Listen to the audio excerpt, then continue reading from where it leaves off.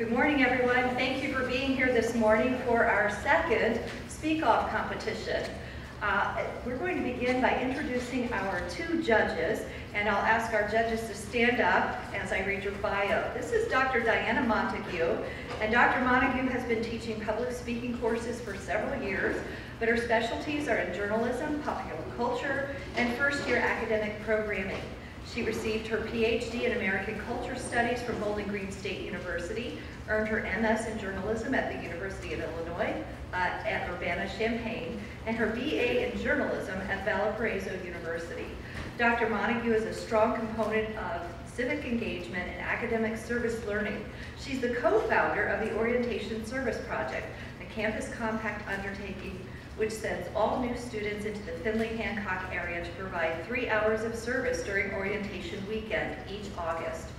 She's a native of Illinois, and so Dr. Montague clings to the hope that one day the Chicago Cubs will win the World Series. So, thank you, Dr. Montague.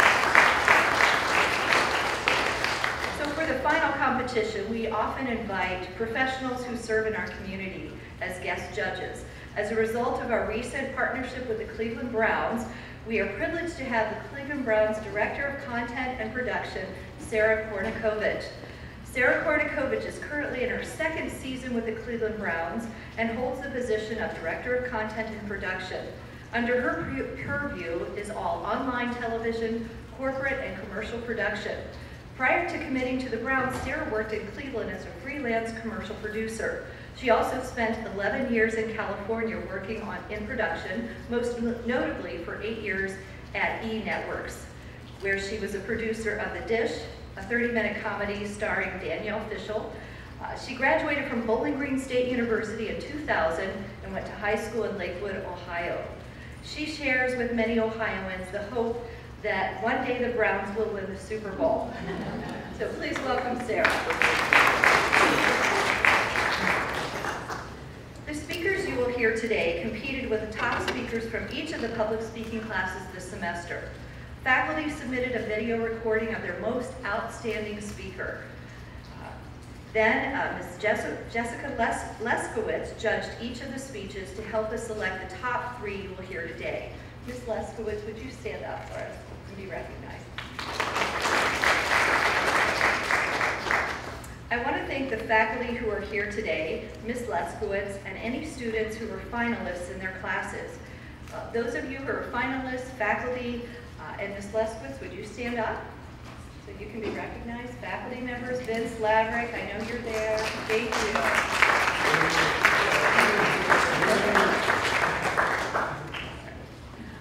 Our first speaker today is Sarah Borghorst. Sarah is from Fort Loramie, Ohio, and is a freshman studying multi-age Spanish education with a theater minor. She's been involved in marching band, pep band, symphonic band, and has been involved with 2 theater productions so far this fall. Sarah is the freshman class president for the Student Government Association and is involved in OSEA and the Newman Club. She is very energetic and is grateful for the skills and confidence she gained in her public speaking class this year.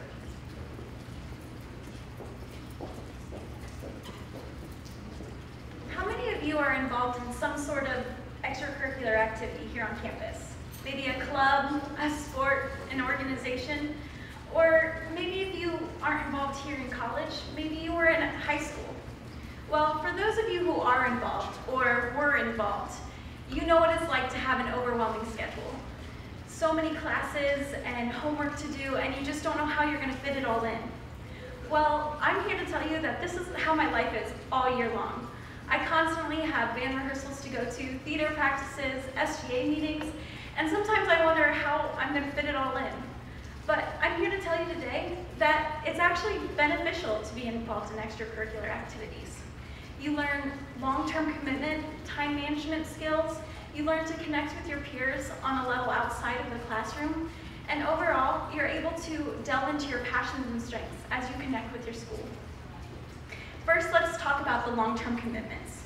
According to Joy Burgess from the More for Kids site, when students join one of the activities or clubs, they commit themselves to that activity for a long period of time.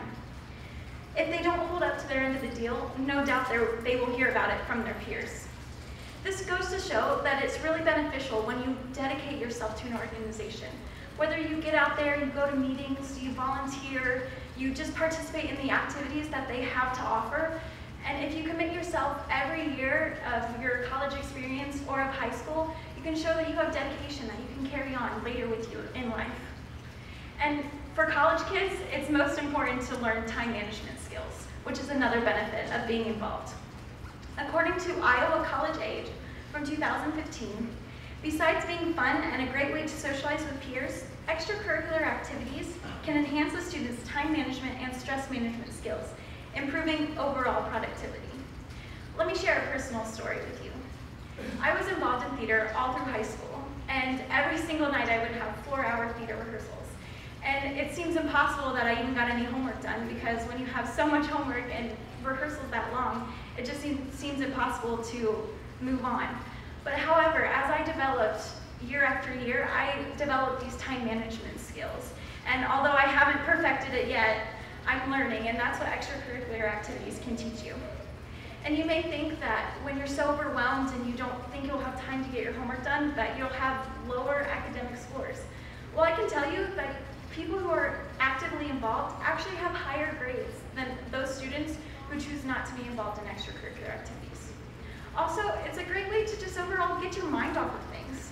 When you're stressed out about school, why not go and join an extra club and just get out there and volunteer or do something that you love to do for a little while.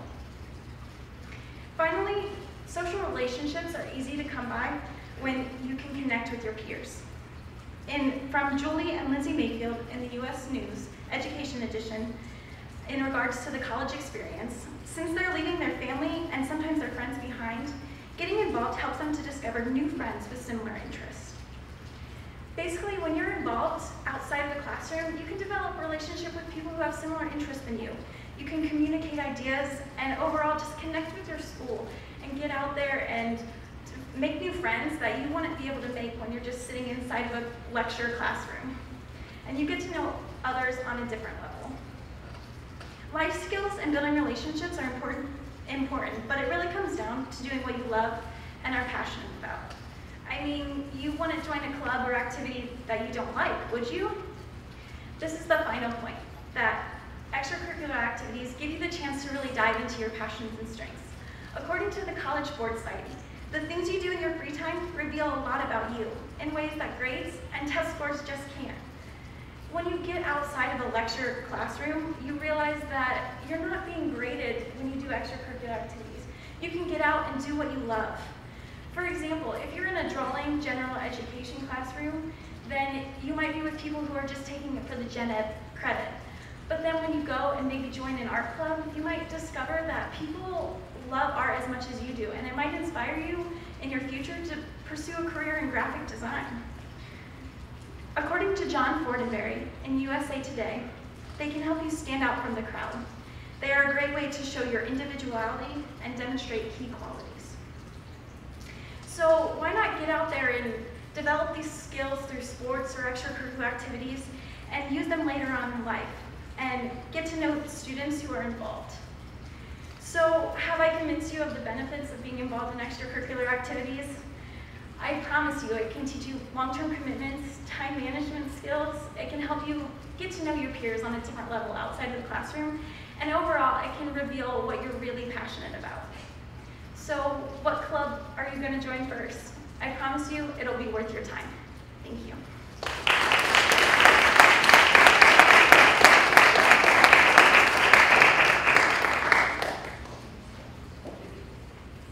Thank you, Sarah. Our next speaker is Kaylee Leo. She is a freshman majoring in diagnostics medical sonography.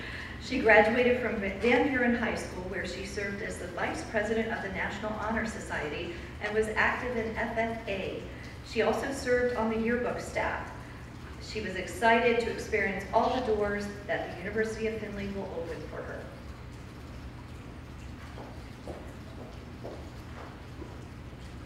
I was 9 years old and the oldest of 4 siblings. I had 1 brother and 2 sisters. When Mom came in and told us that we were going to have another sibling. On September 10th, 2005, we welcomed the 5th child into our family, Zeb Gabriel Leo. But we welcomed him 4 weeks early. In November of last year, the Mayo Clinic defined premature birth as a birth that takes place 3 weeks before the baby is due. In other words, before the start of the 37th week of pregnancy. In November of 2012, the Centers for Disease Control and Prevention reported that preterm birth affected every 1 in 9 infants born in the United States. That could possibly be your child one day. Now, what are the causes and the short-term effects of premature birth?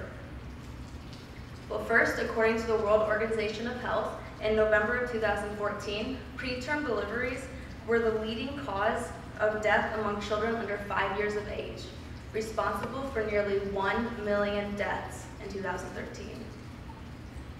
The Mayo Clinic, a foundation for medical research and education, stated that often the specific cause of premature birth isn't clear, but they have found some causes in women who are having multiple births, like twins or triplets.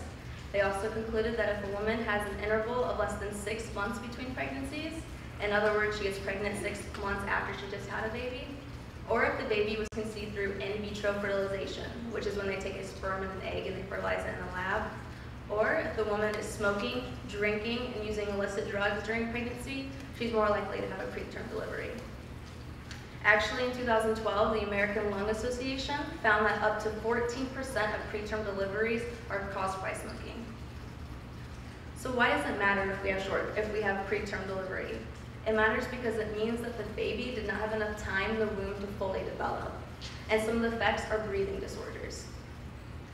HealthyLiving.org, a website established and run by the American Academy of Pediatrics, stated that premature babies are known to get respiratory distress syndrome, which is a breathing disorder related to the baby's immature lungs, chronic lung disease, which is a fancy term for when the baby is required to use oxygen for several weeks or months after they're born, and retinopathy of prematurity, which is an eye disease in which the baby's retina did not fully develop.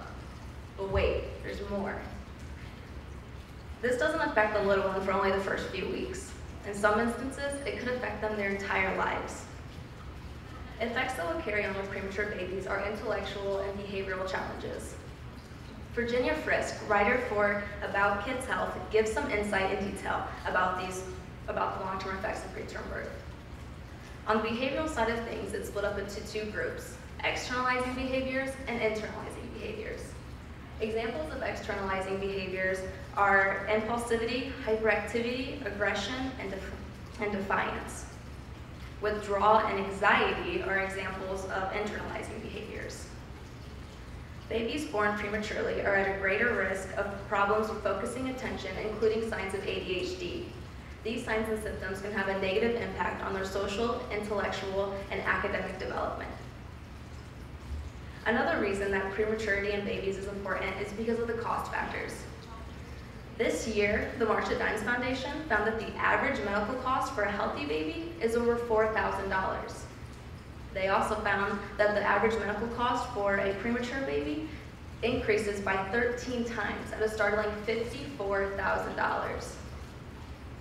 Although this is not health related, it is a long-term effect because cost is something that affects the parents for some time after the baby is born. In conclusion, premature birth is something that happens every day to women all around the world. There often isn't a specific cause for the preterm delivery, but some causes have been found to be having multiple births, like twins or triplets, smoking, drinking, and using drugs during pregnancy, and if the baby is conceived through in vitro fertilization. The short-term effects could possibly range from lung and eye diseases, and the long-term effects could be behavioral and intellectual challenges. Fortunately, although my brother was born prematurely, he did not suffer from any health complications, and he is now a healthy and energetic 10-year-old. Thank you.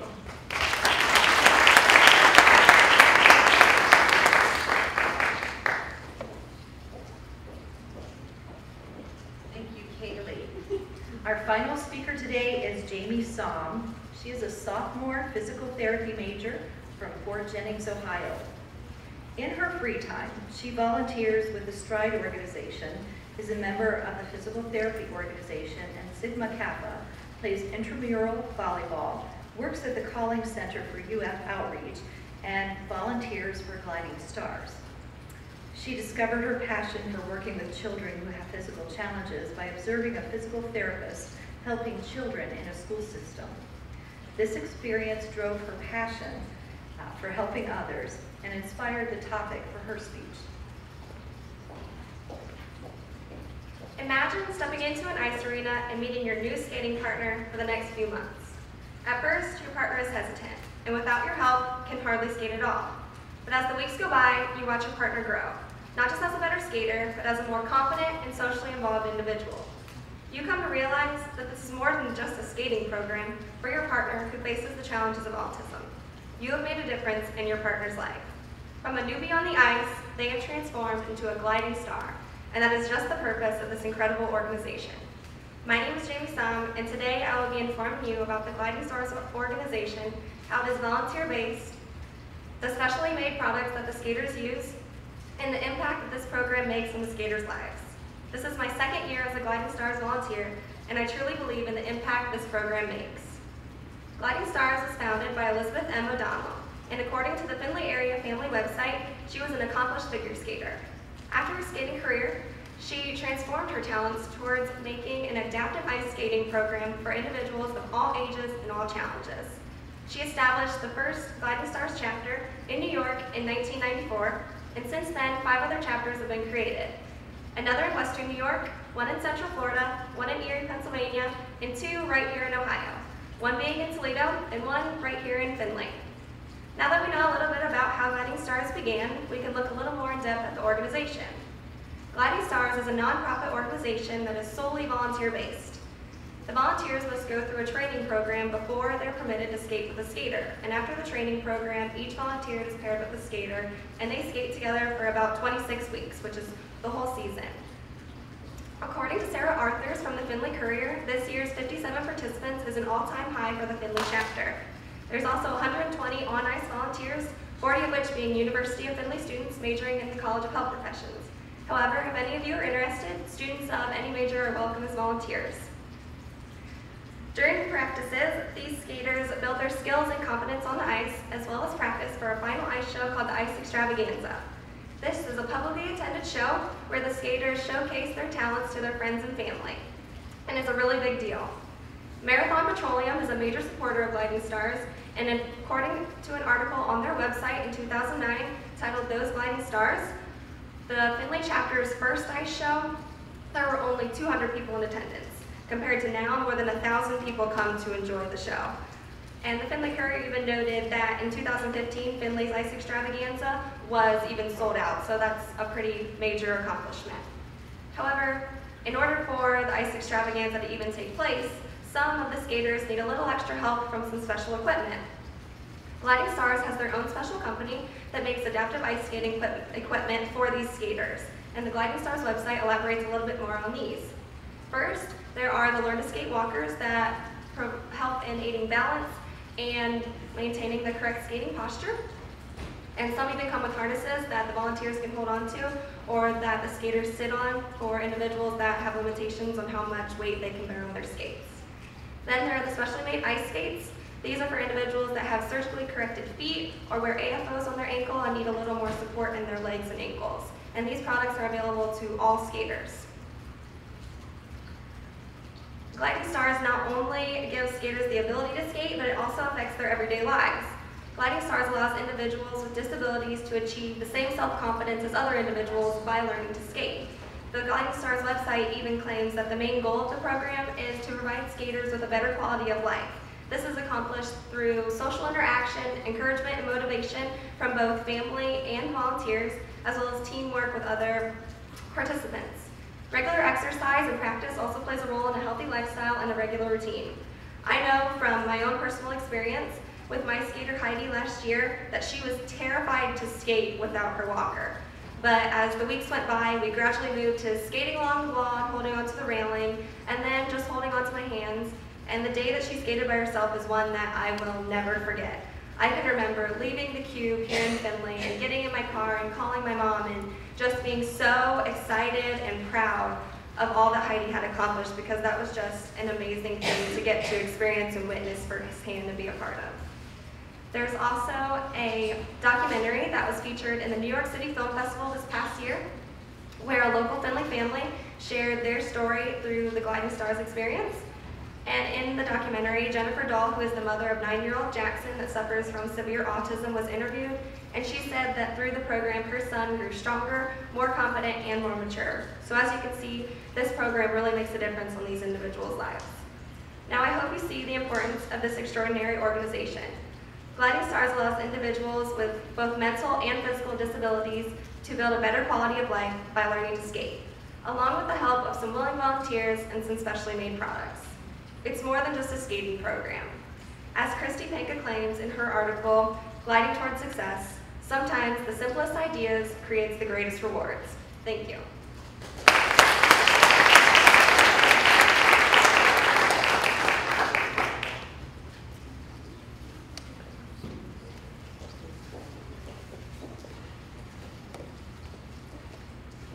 We'll give our judges a few minutes to finish up their comments, and I want to thank our judges again for helping us with this competition. The prizes that the winners will receive will be gift cards in the amount they can spend anywhere. So it'll help them a little bit with their shopping or book purchases or anything they want. Maybe they want to have a party for their classes, perhaps. But I want to give another round of applause to all of our competitors today. Would you stand up once again and let's give them a round.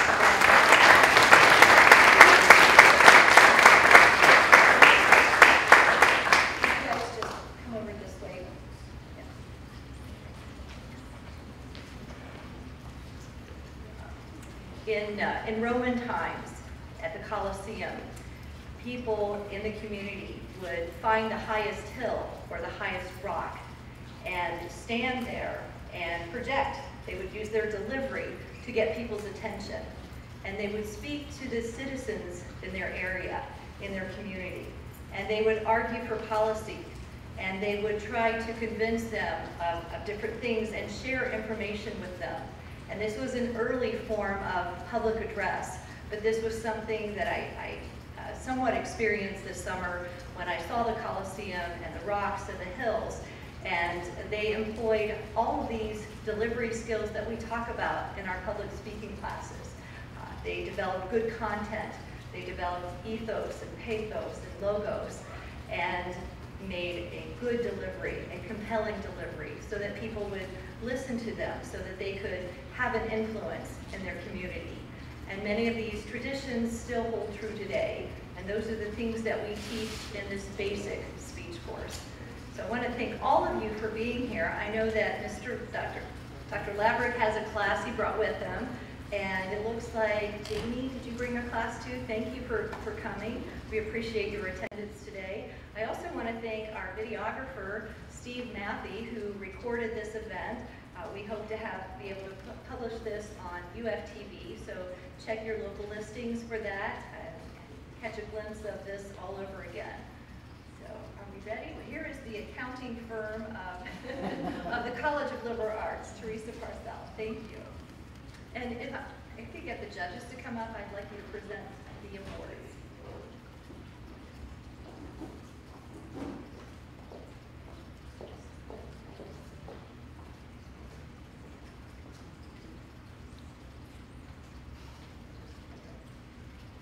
All right, in third place, the winner of a $25 gift certificate and oil or popcorn is Sarah Wardhurst.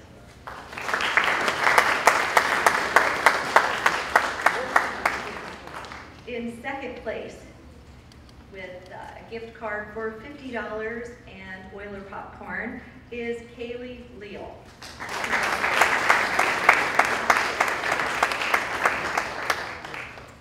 And in first place, the recipient of a $75 gift card and oil or popcorn is Jamie Song.